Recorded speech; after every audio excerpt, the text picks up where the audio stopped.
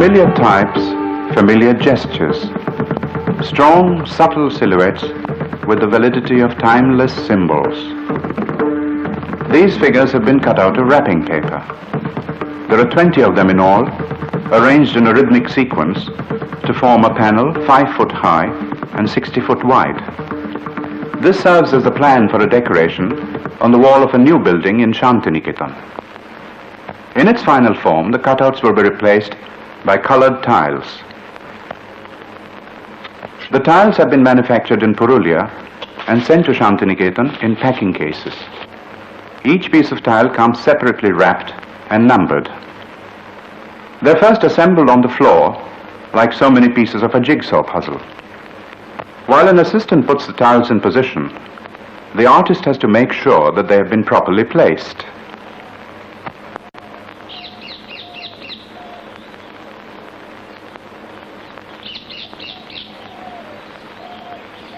Vinod Bihari Mukherjee, who conceived the mural and cut out the figures, has been blind in one eye from birth. The other eye, which was severely myopic, he lost 15 years ago at the age of 53.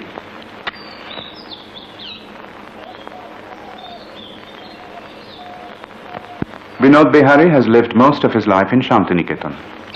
He was away for a period of 10 years, but came back in 1958 as a member of the faculty teaching the theory of art.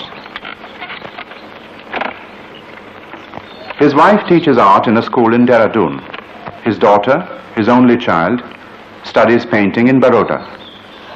This is the first time both form and spacing is a blind man's space. যদি তোমার কোনো জায়গায় থাকে সন্দেহ আছে কিরকম চোখে তো ভালো লাগে না, চোখ বুঝতে হবে না, তুমি একটা এক্সট্রিম থেকে একটা সলিড পোর্শন গ্লেস জায়গা থেকে সেখানে তুমি হাত বুলিয়ে সেকেন্ড পোর্শনে আসবে। Your sensation will be quite different than your optical sensation. Apart from an hour or so on the site of the decoration, Vinod Bihari spends most of his time alone in his cottage near the arts campus.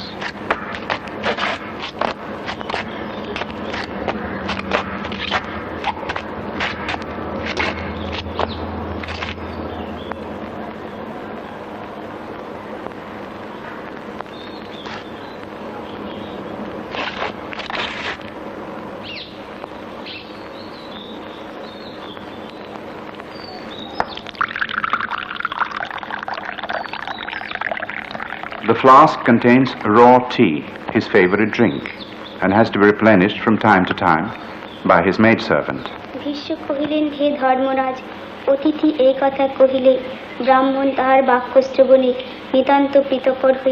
Before he lost his sight, Vinod Bihari had been an avid reader of books. But in his childhood, his formal education was greatly hampered by his physical handicap. If this photograph shows him with a book in his hand, it's probably because he belonged to a family which held education in high regard. It was a large family, and Vinod was the youngest of 6 brothers. The one trait that most of the brothers shared was a natural gift for drawing. Vinod Bihari's earliest surviving sketches show landscapes. He was still untaught. At the age of 15, he was permitted by a leading eye specialist of Calcutta to take up the study of painting.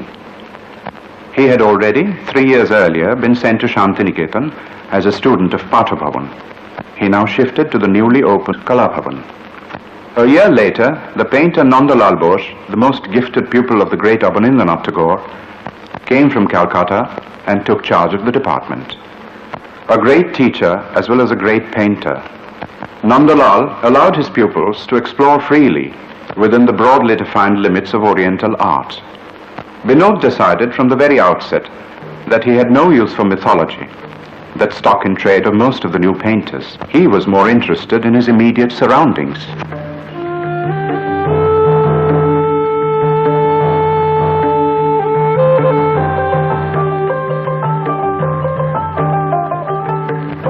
The starkly beautiful countryside around Shantiniketan, its flora and its fauna, and the sturdy life of the Santals in the villages All these found expression in the sketches and paintings of Binod Bihari's early period.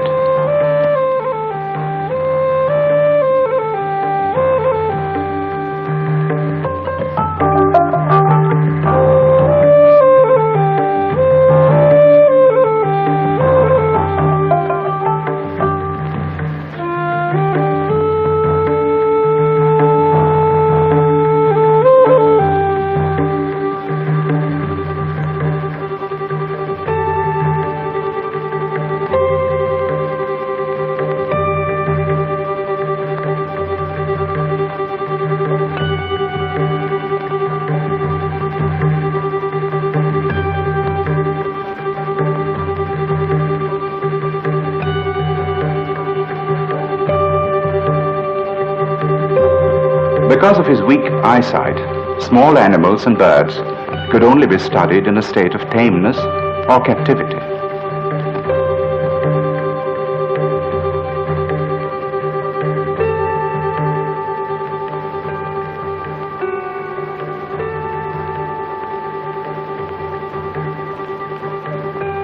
If some of his earliest paintings showed an influence of Nandalal Bose, there were others which already revealed a marked individuality.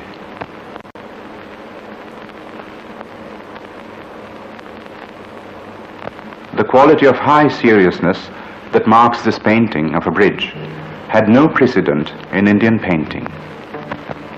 The desolate beauty of the Shantiniketan countryside was caught in a magnificent scroll painted in the early 30s.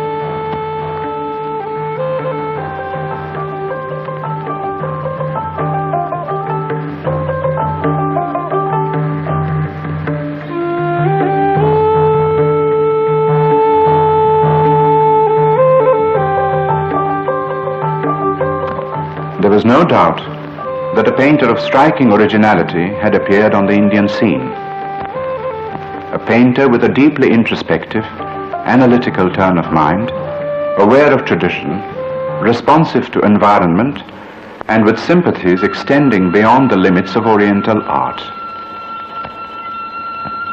In 1937, while he was on the teaching staff at Shantiniketan, Binod Bihari visited Japan.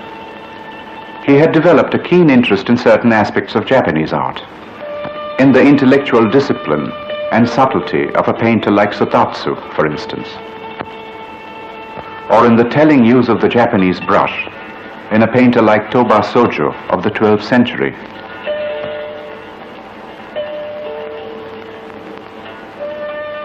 Soon after return from this very rewarding trip, Binod Bihari was assigned to paint a fresco on the ceiling of a new dormitory in Kala Bhavan.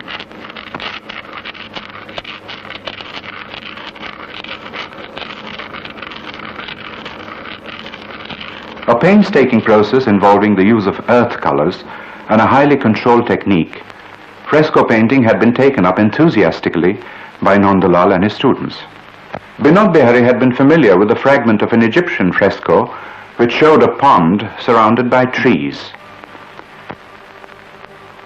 Binod too put a pond in the middle of his composition. But around it, instead of just trees, he packed all of his 20 years of loving and meticulous observation of rural life around Shantiniketan and all of his effortless mastery of technique.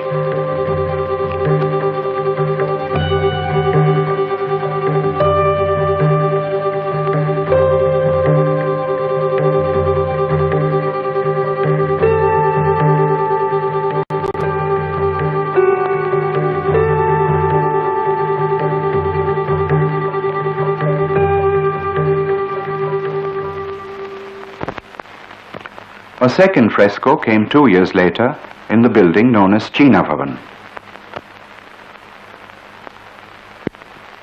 Here the theme was life in the campus itself. Instead of the free-flowing lyricism of the ceiling fresco, we have here a more austere composition in vertical segments. But the touches of humor and the marvelous observation of types and gestures are still there.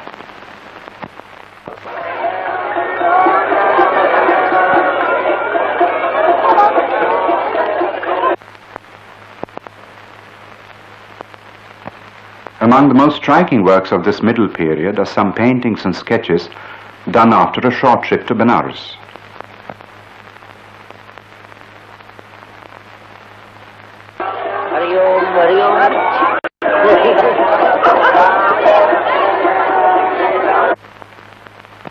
Once again, he succeeded in stripping his subject of all its superficial trappings and catching the essence beneath the surface.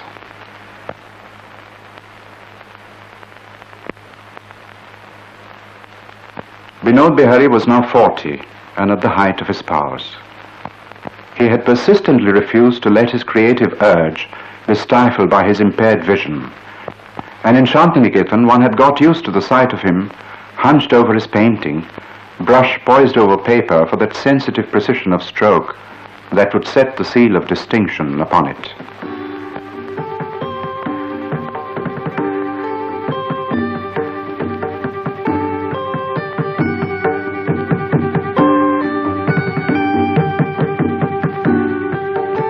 His interest in calligraphy had led him to the Bengali script, and this in turn had led to some finely distinctive book covers. The crowning achievement of the middle period came with a fresco in Hindi Bhavan, also in Shantiniketan. This time, Vinod Bihari chose a religious theme, the saints and mystics of medieval India. Hundreds of studies and sketches preceded the actual painting of the fresco. Vinod had studied the lives of the saints and had found that many of them had come from the lower strata of society. Kabir, for instance, was a weaver, Dadu a cotton cleaner, Rabidas a cobbler, Sena a barber, and so on. In spite of their lowly origin, they had found faith and were able to instill faith in others, not through the preaching of exclusive religious doctrines, but through a simple philosophy of love and tolerance, which they practiced in their own lives and which came out in their songs and sayings.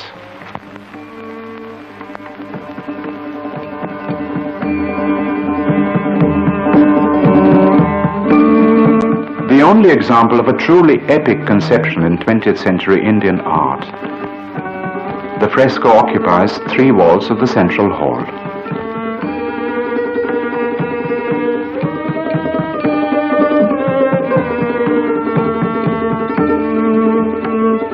The whole composition shows a remarkable cohesiveness.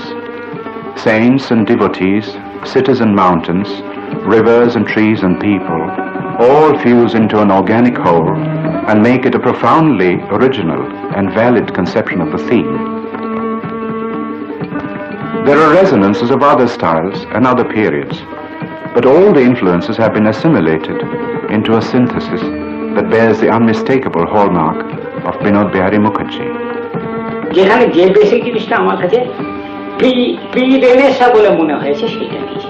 তারপর Byzantine, Jain, পট, পাটা, তোমার হিস্টোরিয়ানের কাছে এটা অনেক তফাৎ থাকতে পারে, কিন্তু আমার কাছে তোমার কাছে আর্টিস্টের কাছে কি তফাৎ? তুমি একটা জৈনের পাশে একটা তুমি ফোক ফিগার দিলে কার বাবার সাথে দিয়ে যদি ধরে। As for its technical aspect, Vinod Bihari's incredible confidence is revealed in the fact that the whole painting was done directly on the wall without the help of a preliminary tracing.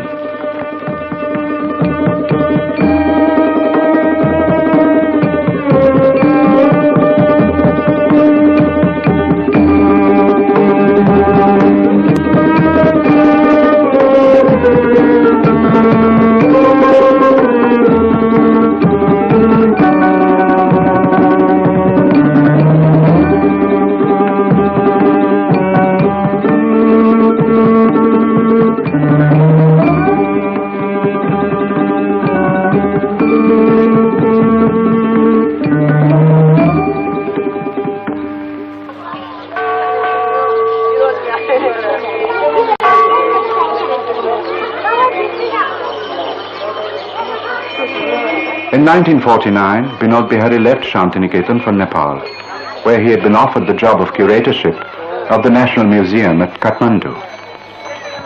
The novelty and richness of the scene had an immediate impact, and the place and the people were caught in a profusion of sketches and paintings.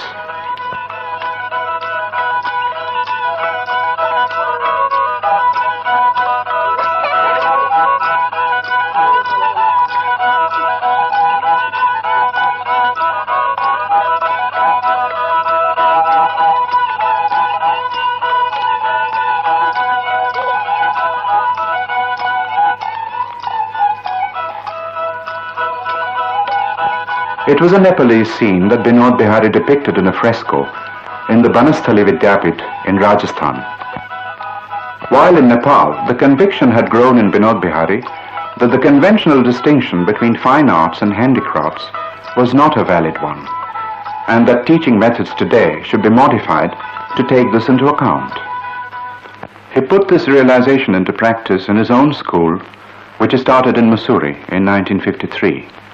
When he didn't teach, he painted mountainscapes, seeking for the first time in his life to capture some of the fleeting aspects of nature.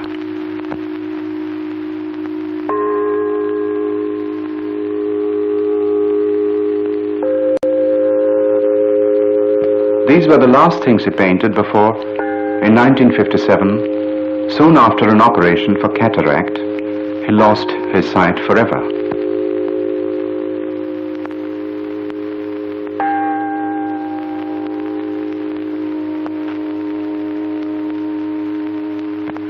A lesser man might have crumbled under the impact of the tragedy.